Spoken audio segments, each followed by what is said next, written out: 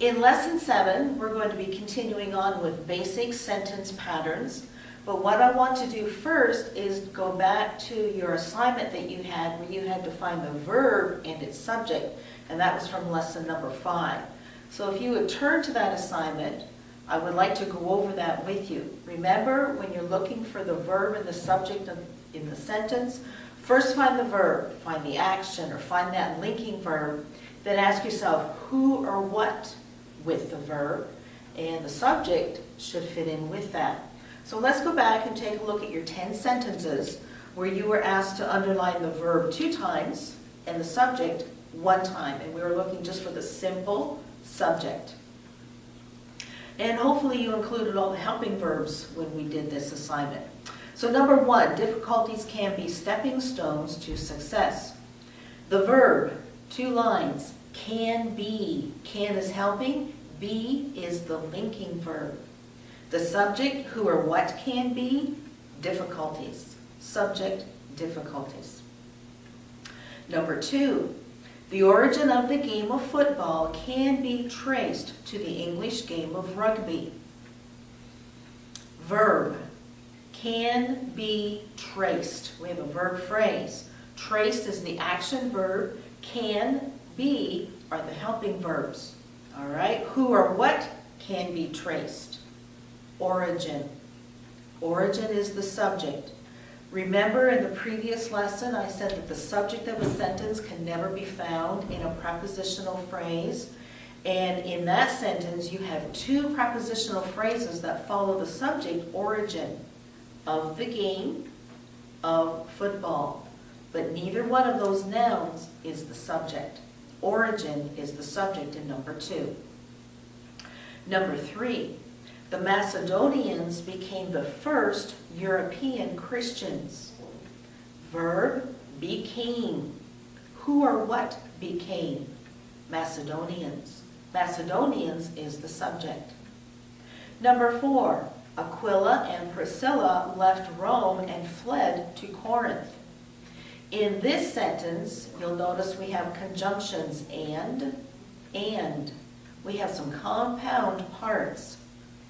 Compound verbs, left, fled, and those are action verbs. Who or what left, fled. Compound subjects, Aquila, Priscilla. Number 5, have you ever seen the tulip fields of Holland in the spring? This is an interrogative sentence. It's asking a question, and you'll remember questions. In questions, the subjects and the verbs kind of can be turned around and not follow the normal order. So the verb, well, the verb is being divided. We have a verb phrase, have seen. Seen is the main verb, have is the helping verb. Be careful of the word ever. You can't ever. It's not an action you can do. Ever is a modifier, it's an adverb. So the verb phrase is only have seen. Subject, who or what have seen? You. The pronoun you is the subject. And again, notice the order. We have a helping verb, we have the subject, we have an adverb, we have the main verb. So in a question, the order is different. Number 6. Great ridges and trenches on the ocean floor form vast ranges of hidden mountains. Well, what's the action? What's the verb in the sentence? If we take it out, we won't have a complete thought. What's the main verb? The main verb is form, the action form. Who or what form? Well, you notice we have a conjunction and there. Who or what form? Ridges, trenches. We have a compound subject. Again, watch out for prepositional phrases. On the ocean floor, that's a prepositional phrase, and the subject of a sentence is never found in a prepositional phrase. Great ridges and trenches form. Number 7, historians consider Hippocrates the father of modern medicine. What is the verb? What is the action or linking? consider. Who or what consider? Historians. Historians is the subject, consider is the verb. Number 8, the colors of the painting were unusually somber. Action verb, linking verb. What is the verb? In number 8 is the linking verb were. Who or what were? Colors. Colors is the subject. Again, it's followed by a prepositional phrase of the painting. But prepositional phrases are never found, or subject is never found in a prepositional phrase. Be careful of the word somber. Somber is a descriptive word, it's not an action. And it's being linked back to colors. Number 9, in the darkened room, we could not find our way to the door. What is the main verb? And be careful, the main verb, action or linking, could find. Find is an action verb. Could is a helping verb. The word not is always an adverb. Who or what could find? Well, it's the pronoun we. We is the subject of the sentence. You'll notice at the beginning of this particular sentence, a prepositional phrase comes before the subject we. And notice that it's separated by a comma. Subject would never be found in a prepositional phrase. So verb and subject, we could find. And then number 10, the last one. The young boy raised and sold vegetables for his 4-H club project. All right, action. Raised, sold. Notice we have the conjunction and. We have a compound verb. Who or what raised, sold? Boy. Boy is the noun that is the subject of the sentence. So those are the subjects and the verbs of each of those sentences. Remember, subjects are never found in a prepositional phrase. Hang on to that, and hopefully you made your corrections of your errors as you went. We're going to be referring to those sentences again when we take a look at the other sentence parts with the complements. And you remember we looked at complements in lesson number 6. The kind of complement depends upon the kind of verb. Complements follow the verb and finish the sentence to help it be complete. Remember, we're building precept upon precept. We started with words and we looked at the parts of speech. We have 8 parts of speech. Then we are looking at sentences and sentence parts. These parts of speech, which is the foundation, are part of the sentence, and words that work together form sentence parts. So we're still building precept upon precept. Now, the 2 most common methods of studying the structure of a sentence is by analyzing it with the parts of speech. And let's just do the abbreviations as a reminder for the parts of speech. We have nouns, pronouns, adjectives, verbs. We have adverbs. We have prepositions, the conjunctions, and the interjection. So those are the 8 parts of speech. Those are the foundation. And looking at those parts of speech, we're going to take a look at how they're related to be sentence parts. So we analyze the words. The next part of studying the structure of a sentence is called diagramming. That's where you have a picture of the sentence, and it helps to show the relationship of words. And when we look at the basic sentence parts for diagramming, we really have 5 basic patterns. If you want to think of just the subject and verb by itself, then that would make it 6 patterns. So let's just take a look at what I mean by the patterns. We touched on this in our last lesson in lesson 6, but let's just review that as we go into the diagramming. The first pattern is your subject and your verb. Jesus wept. The crowd cheered. Just basic subject and verb, and it expresses a complete thought. However, other subjects and verbs need more to complete the meaning, and that's where we get our words complements. Subject, verb, and then we have a direct object that works together with the subject and the verb. Remember, a direct object can be a noun or a pronoun. Another pattern, subject, verb, then we have the indirect object followed by the direct object. That's another sentence pattern. Remember, the indirect object can be a noun or a pronoun. The direct object can be a noun or a pronoun. And do you remember what I had said in the last lesson, how to find these objects, these complements? Find the verb, ask yourself whom or what after the verb, and the direct object will answer that question. When it comes to the indirect object, find the verb, ask yourself to whom or for whom, or to what or for what, and the indirect object will answer that question. And then ask yourself the verb, whom or what, and the direct object will answer that question. In this basic sentence pattern, that is the order. You'll have the verb, then followed by the indirect object, and then followed by the direct object. It will always be sandwiched between the verb and the direct object. All right, and another one, another pattern. We have the subject, we have the verb, we have the direct object, and then followed by an objective complement. Remember, the objective complement, just by its name, it complements the direct object.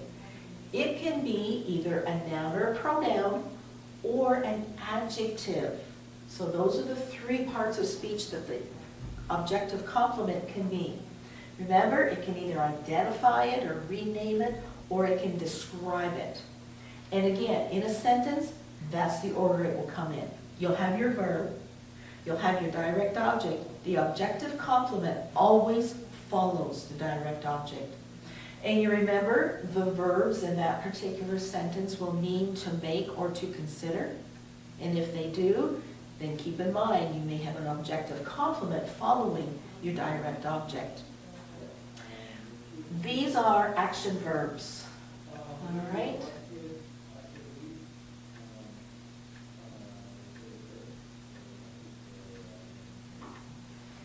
These complements follow action verbs.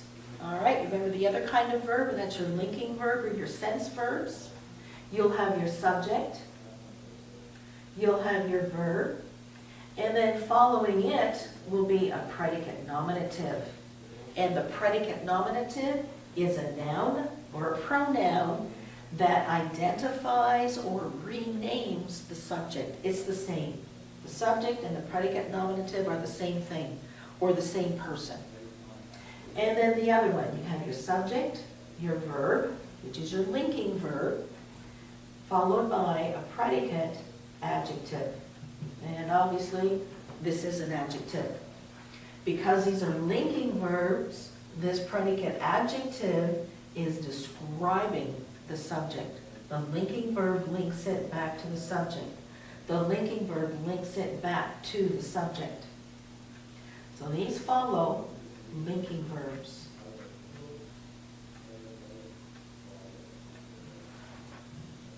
Well, let's use the word follow.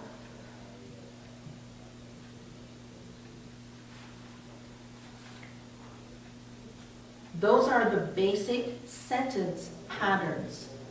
Those words will make sense together if you just have the noun, you just have the verb, you just have the noun, you just have the noun. Those words will make sense together.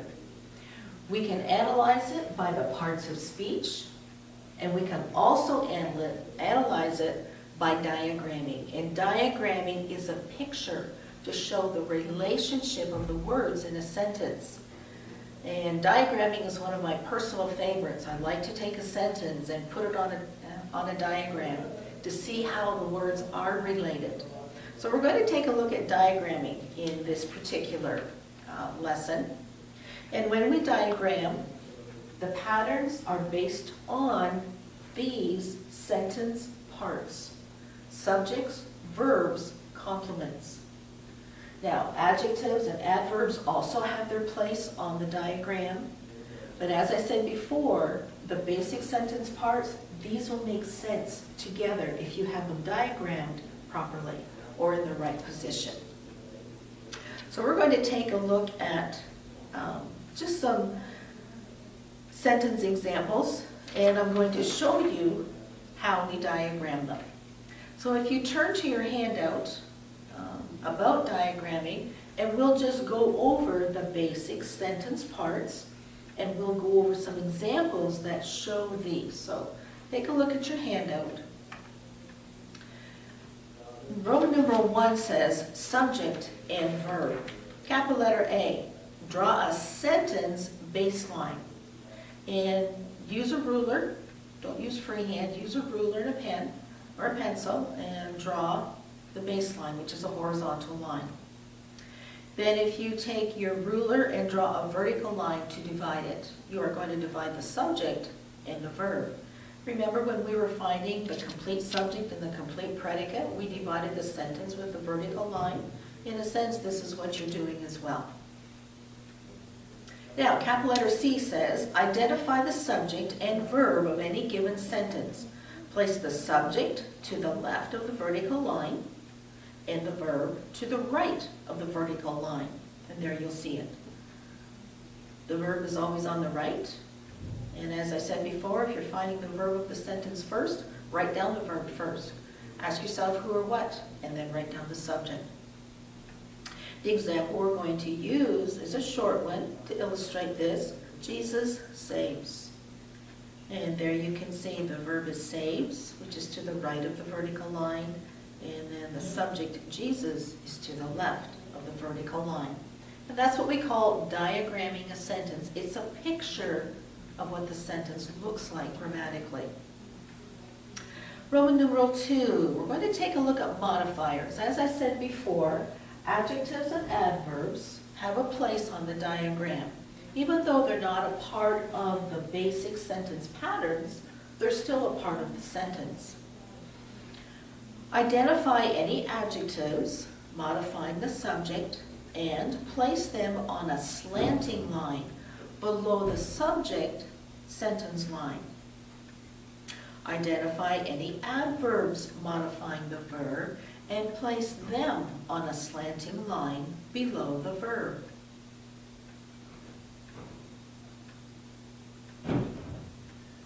Notice the example. We have subject verb, there's an adjective modifying the subject, so it's on a slanting line. And that is the direction of the slanting line. It's always slanting downward to the right. And the adverb modifying the verb is placed under the verb. Now, example, my cup runneth over. Runneth is the action in the sentence, therefore it's in the verb place to the right of the vertical line. Who or what runneth? Cup is the noun that is the subject of the sentence, and it's to the left of the vertical line. Now we have a descriptive word for cup. Whose cup? My. My is an adjective. Even though it's a pronoun, we call it a pronominal adjective because it is showing possession. So it's on the slanting line below cup. Runneth where? Over. Over is an adverb, and it's modifying runneth, answering the question where. So it's placed on the slanting line below the verb, runneth. So that's where adjectives and adverbs are placed. They are placed underneath the word they are describing, and they're on a slanting line, and that's the direction the slanting line goes. Now, let's go on to complements, continuing on with our basic patterns for sentences. A direct object follows an action verb or an action transitive verb and is placed on the sentence base line after the verb. Place a short vertical line between the verb and the direct object. And what we mean by short, the short vertical line, and you'll see that in the example, it stops at the horizontal line. It does not continue to divide, it stops. The subject and the verb are divided by a vertical line that passes through. The direct object stops at the horizontal line. It does not continue. And there you see our basic pattern. We have subject, action, verb, direct object. Subject, action, verb, direct object. Let's just do this. We'll use the color red. Here's our baseline. We separate the subject and the verb with a vertical line. Direct object, we use a vertical line, but it stops at the horizontal line. Sentence example. Christ shed his blood for man's redemption. What is the action? Shed. What is the subject? Who or what shed? Christ. Christ shed what? Blood. Whose blood? His. Notice that sentence part, all on the baseline, makes sense. Christ shed blood.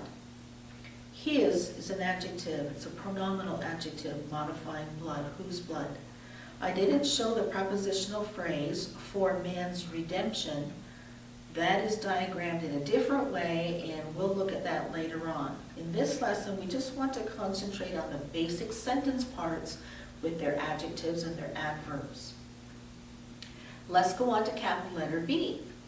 An indirect object follows an action transitive verb, but comes before the direct object. Now, we place the indirect object on a short horizontal line that is attached to the sentence base line below the verb. Take a look at the example. We have subject, action verb, direct object, but notice where the indirect object is placed. It's placed on a slanted line attached with a vertical or a horizontal line, and the indirect object is placed on that. Let's look at a sentence example. Claire brought us souvenirs from Scotland. Action verb, brought. Who or what brought? Claire. Claire is the subject. Claire brought what? Souvenirs. Souvenirs is your direct object. Claire brought to whom or for whom? Us. Us is placed below the action verb, slanted line, horizontal line attached, and the indirect object sits on the horizontal line. So in this example, we would have to show it this way. Subject, verb, direct object, indirect object. Subject, verb, direct object, indirect object. One more format that I want to point out about the diagramming, besides always using a ruler to form your diagram, make sure that this slanted line has a tail, because there are other types of diagramming of sentence parts where you don't have a tail on the slanted line, but the indirect object does. So just a little format in proper diagramming. All right, let's go on to capital letter C. A predicate adjective follows a linking verb, a state of being, and it describes the subject. Place a predicate adjective on the horizontal baseline after the linking verb, and draw a short, slanting line between it and the verb. The predicate adjective and the predicate nominative are important as a part of the baseline. Therefore, they need to set on the baseline. But to differentiate them between the object, the direct object, you use a slanted line. Notice the example. Subject, linking verb, slanting line. Notice it's slanting in the direction back towards the subject, and then you did the predicate adjective. So in our examples here, subject verb, separate the predicate adjective from the linking verb, and it slants back towards the subject because the predicate adjective is describing the subject. And let's continue on. The example, the Lord is gracious. Is the linking verb. Who or what is? Lord. Lord is the subject. And the word that's the predicate adjective that's describing Lord, gracious. A slanted line separates gracious from the linking verb is. And remember the articles, the, and, they are always adjectives. So they are placed below the noun that they are describing. Letter D. A predicate noun follows, or a predicate nominative, follows a linking verb, a state of being verb, and it identifies or names the subject. Place a predicate noun on the horizontal baseline, the same as the predicate adjective. No different, even though it's a different part of speech, how it's diagrammed is exactly the same. You have your baseline, separate the subject and verb by a vertical line that passes through. Separate the linking verb from the predicate nominative by a slanting line, but it stops at the baseline. It does not pass through. And look at the example for that one. The Lord is my shepherd. Is the linking verb. Who or what is Lord. And what predicate nominative is the same as Lord? Shepherd. There's a slanting line separating the linking verb is from the predicate nominative, shepherd. And we have two adjectives. We have the article the, under Lord, the Lord, and then my, predicate that is modifying the predicate nominative. It's an adjective, a pronominal adjective, my. Now we're going to get into compound parts next. And remember, compound parts are usually joined by the conjunction and. And you'll see there, compound parts that belong on horizontal lines are placed on divided parallel lines, connected by a dotted vertical line on which the conjunction is placed.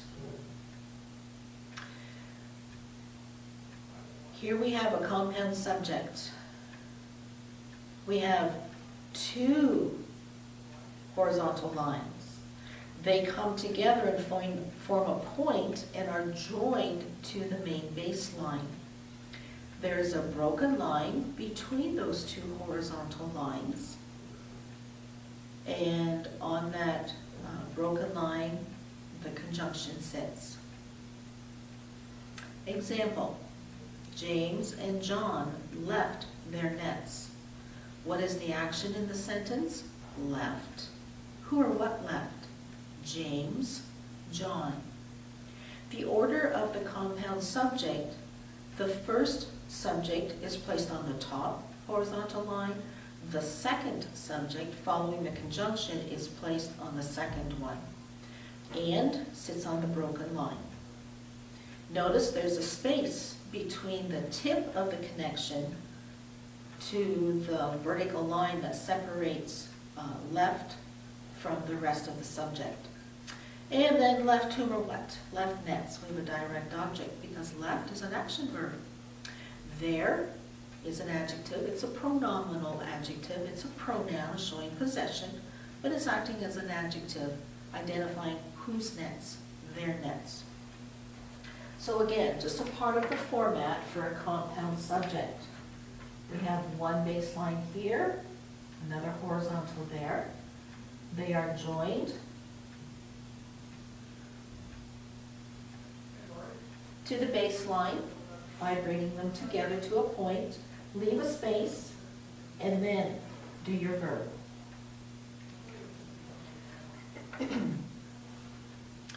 Now, compound parts, let's continue on with capital letter B. Compound parts that belong on slanting lines are connected by a broken horizontal line. Sometimes you have two adverbs modifying the same verb, or you might have two adjectives modifying the same noun. This shows how you diagram the modifiers when they are modifying a noun or a verb. We have the subject, we have the verb, we have the adverbs that are modifying the same verb, but they're joined by a conjunction and, or maybe or. And you'll notice that there's a broken line that connects those two slanting lines, and then the conjunction sits on that broken line.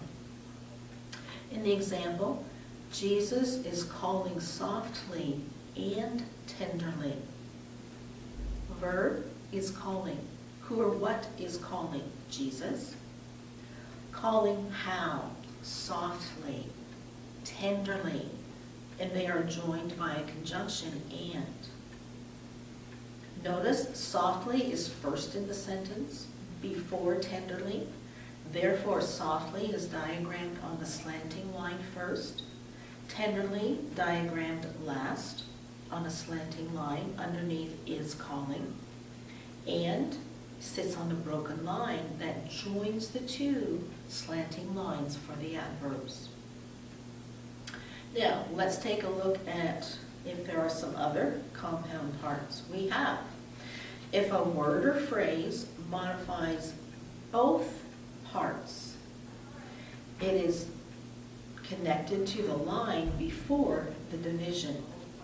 Now, in other words, if you have a compound verb, and we'll look at this as an example, and there's an adverb that's modifying both verbs, as in this example, then it's comes off the baseline before the compound part. We have our subject, we have our compound verbs, we have the conjunction, the broken line, and then the adverb that's modifying both of them is placed under the horizontal line before the compound parts. Example, our pastor preaches and prays fervently. So he's fervently preaching, he's fervently praying. Fervently is modifying both verbs. We have preaches, it's first, and then below that prays. We have the conjunction and on the broken line. Notice the position of and. It sits on the other side of the broken line. Whereas when it's the subject, it sits on the inside of the broken line. If you'll just make reference back to that. But notice the location of and when it's a compound verb.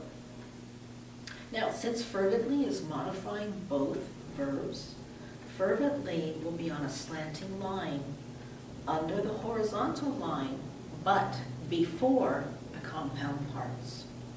And the subject is pastor, and our again is a pronominal adjective. It's a pronoun acting as an adjective, answering the question, whose. So those are the basic patterns for diagramming. And diagramming is just one way to analyze sentences. We can analyze them by looking at the parts of speech. We can divide them up that way by naming its parts, subject, verb, and the different complements. But we can also analyze it by giving it a picture, a word picture, which helps show the relationship. And you'll see that with the modifiers as you look back at that lesson.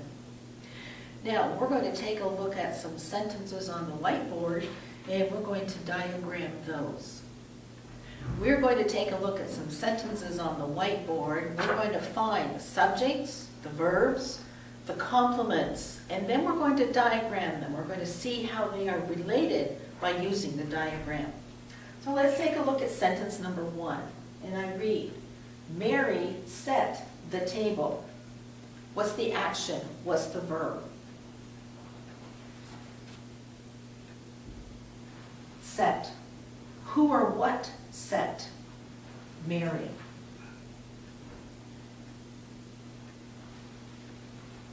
Mary set whom or what? Table. Table is a direct object, it is a noun. All right, let's do number 2. John placed the sign in the window. What is the action? What is the verb or the linking verb in the sentence? Placed. Who or what placed? John. John is the subject of the sentence. John placed whom or what? Sign. Direct object. Now you might wonder, well, what about this that's following it? Well, if you remember, in is a preposition. In the window is a prepositional phrase. And a complement is never found in a prepositional phrase. Number 3, for lunch, grandfather bought us pizza. What is the verb? What is the heart of the sentence? Bought. Who or what bought? Grandfather. Be careful, this sentence begins with a prepositional phrase. After lunch, the subject of a sentence is never found in a prepositional phrase. Remember when we talked about prepositional phrases, how it's good in our writing if we can begin a sentence with a prepositional phrase because it adds variety to our writing? This is one example. Grandfather bought whom or what? Well, he bought pizza. Pizza is a direct object. He didn't buy us, he bought pizza. Bought for whom or to whom? Us. Us is the indirect object. And again, notice the location, verb, indirect object, direct object. And number 4, the invaders rendered the land useless by adding salt to the soil. Now, what's the main verb? You have to be careful because in some sentences there are other verb forms, but they may not be the main verb of the sentence. The main verb is the main action, rendered. Who or what rendered? Invaders. And we can divide that one. Now, rendered who or what? Land. Direct object.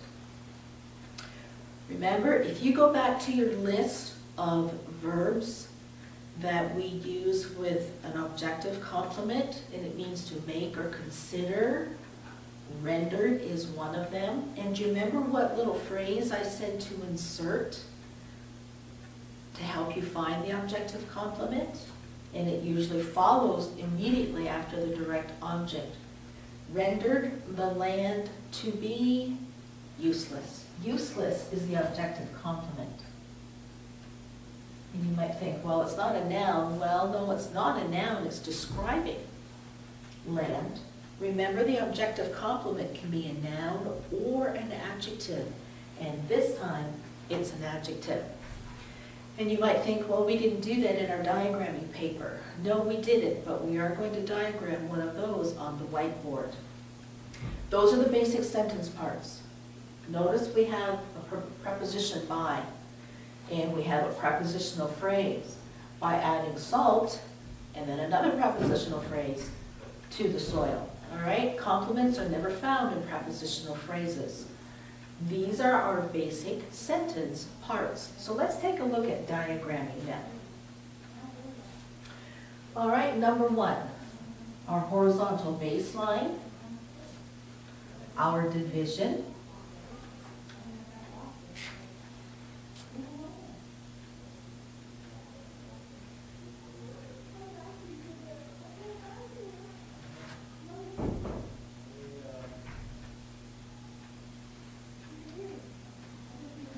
Mary set table. Do you remember how I separate the action verb from the direct object? We use a horizontal line, or I'm sorry, a vertical line that stops right at the horizontal line. we have an adjective. All articles are adjectives. And the. And that's a picture, a word picture, a diagram to show the relationship of the words in a sentence. The main sentence parts, the basic ones, and then any modifiers. All right, let's do number 2.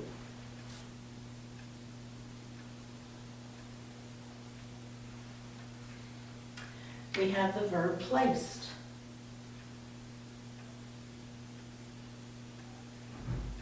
We have the subject, John. John placed. John placed what? Sign. Those parts all make sense together. We separate the subject and the verb, a vertical line that passes through. We do a vertical line that stops. And we have an adjective as well. Oops, wrong color. I need to change that. Be consistent.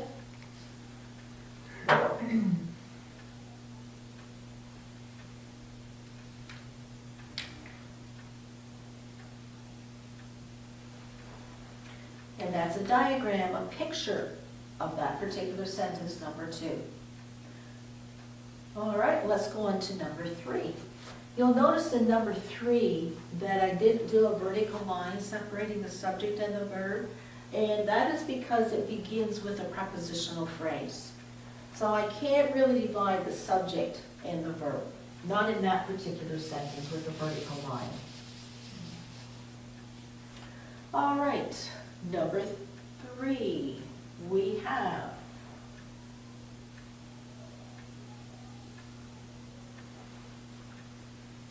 subject, grandfather.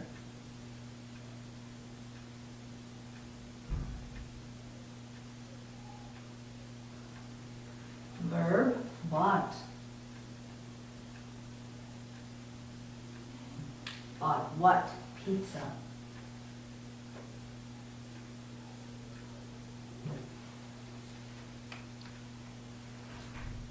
Separate the subject and the verb with the vertical line that passes through.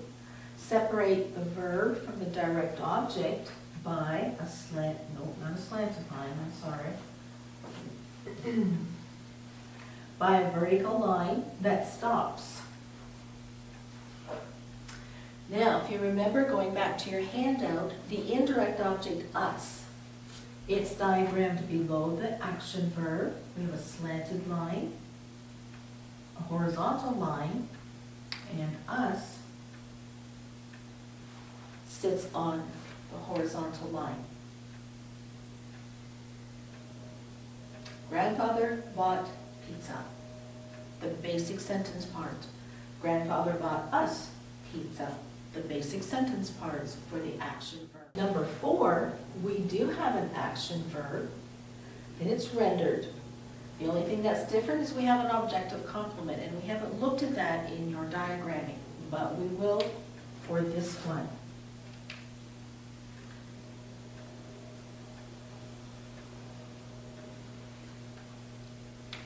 Subject, invaders.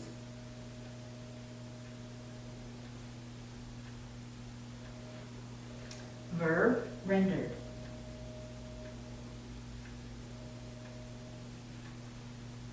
Rendered what? Land. And let me extend this. The objective complement, since it's complementing the direct object, it's also on the main baseline.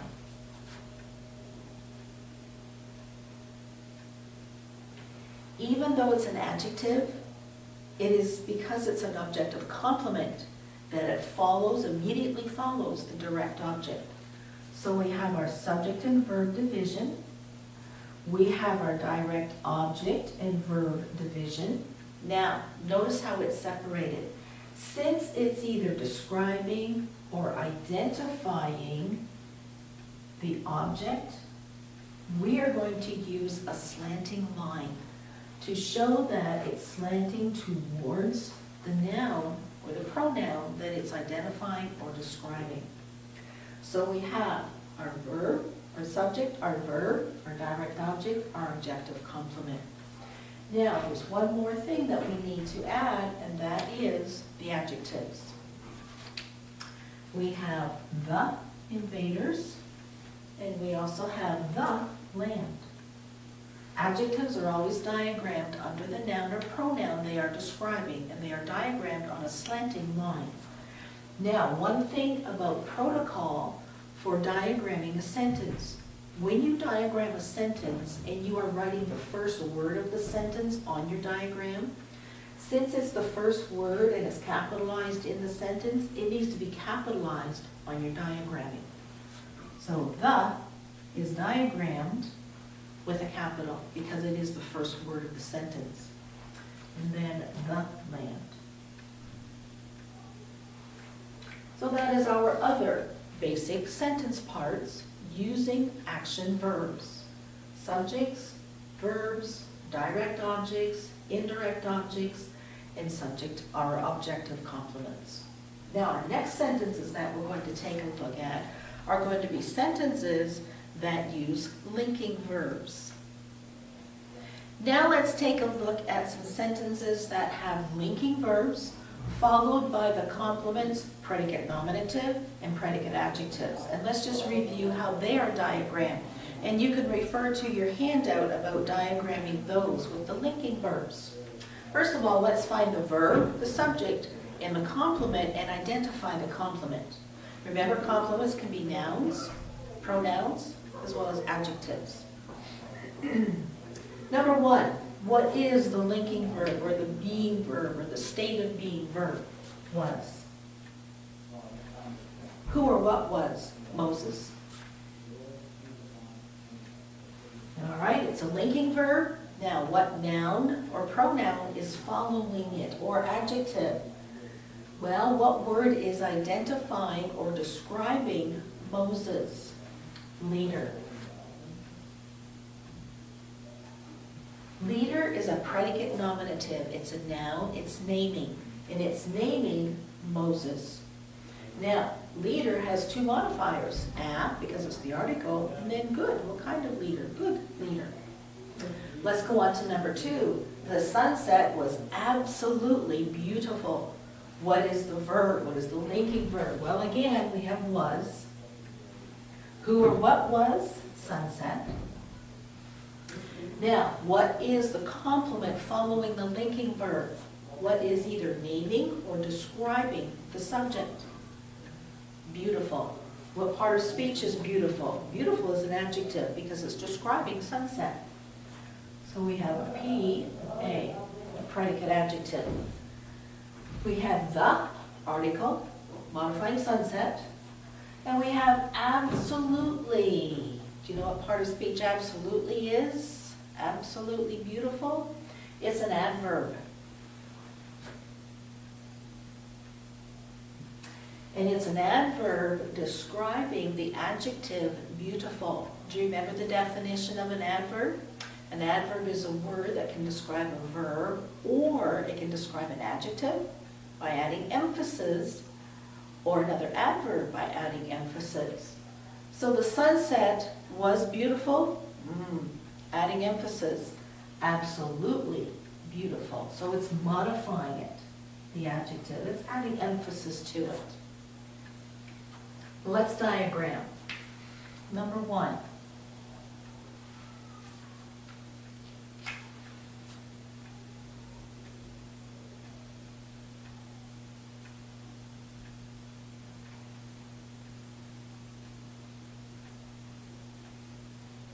Moses was leader.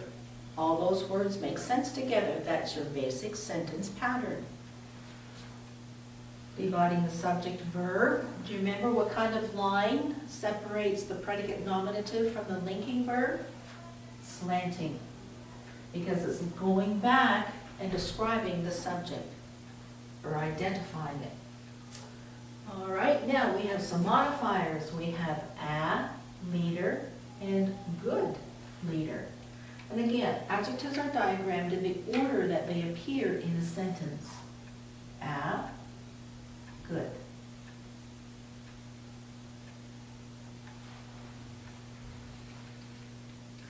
Let's do number 2. And that's the basic pattern. Sunset was beautiful. Division. Subject verb. Division. Predicate adjective is describing sunset. Modifiers. The sunset. Modifiers.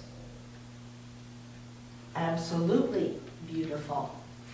Again, the is the first word. It needs a capital. And then absolutely.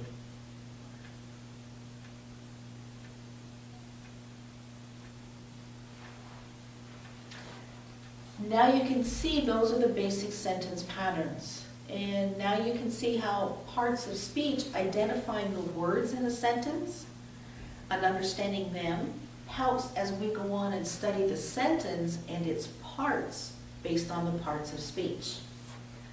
Those are the basic patterns. Now, to conclude this lesson, what I want you to do is to go back to your subject-verb assignment that we had taken up at the beginning of this lesson.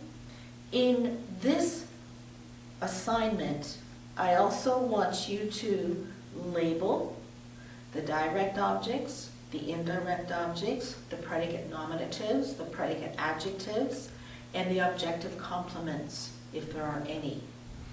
Remember how we did it here when we were labeling using the abbreviations? We use I-O, D-O, O-C, P-N, and P-A. That's what I want you to do in these sentences. You've already found your verbs and subjects. So now concentrate on the verbs and ask yourself the questions. For direct objects, the verb, who or what. For indirect object, verb, to whom or for whom, or to what or for what. And then the objective complement, keep in mind the meaning of the verb to make or consider. It will follow a direct object. And it'll either be an adjective or a noun.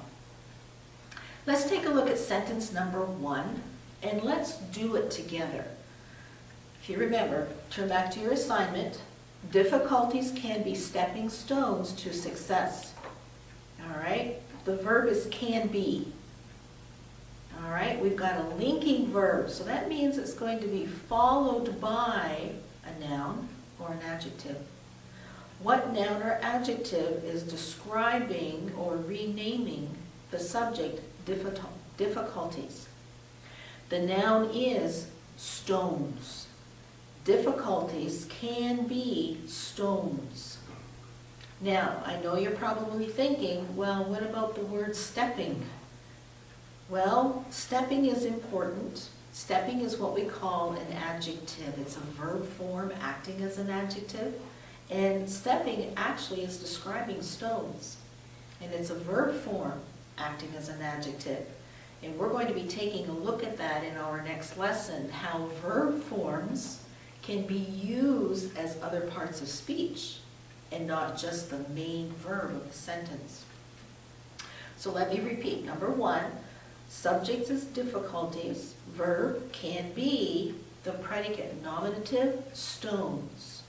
So you would label stones as a P-N. All right, let's take a look at number 2.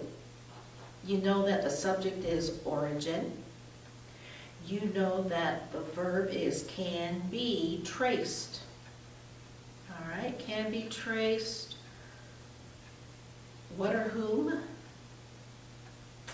There is no complement because you have prepositional phrases following the verb traced to the English game of rugby. So be careful of that. You might want to turn back to your list of prepositions from our previous lesson where we had listed all the prepositions and we read through them. And just keep that beside you as you are finding complements. Number 2 has no complements. The main sentence part is subject-verb. Everything else are modifiers. And prepositional phrases are modifiers. So keep that in mind. And continue on, watch out for prepositional phrases. Complements are never found there. So finish numbers 3 through 10, and we will take it up in our next class in lesson 8.